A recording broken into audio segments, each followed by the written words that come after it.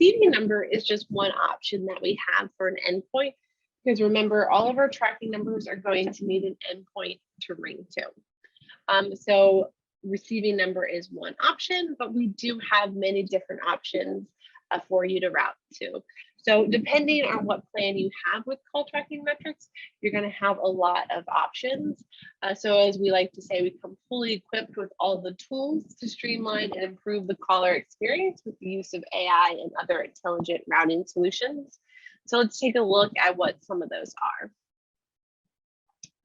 So some of the places that you can route your numbers, again, receiving numbers, that would be any external line that you have, we can ring to.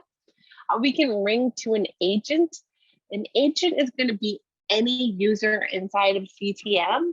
So even if you're an agency admin as your role, you can still be an agent in the system. In addition to that, we have call queues. So that's going to be ringing a group of agent, and then you can do a lot of really custom routing with that. When we come back in 2 Mondays, we're going to really dive into call queues. So we're going to get pretty familiar with them. Another option we have is IVR menus, which we're also calling, I think now, voice menus. So this is going to be a menu where the caller uses key presses or their voice to direct them to the correct place.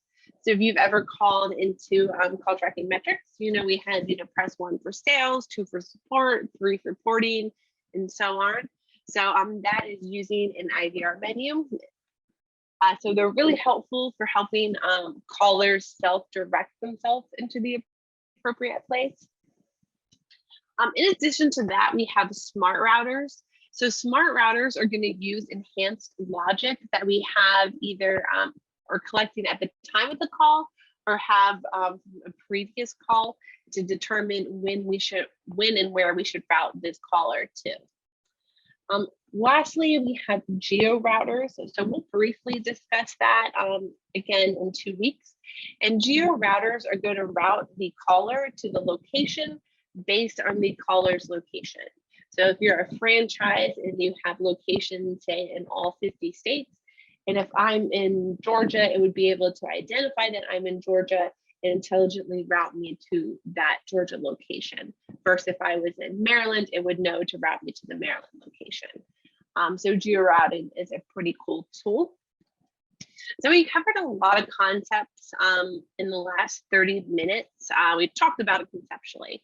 So let's take a look at what those settings look like inside of CTM. So again,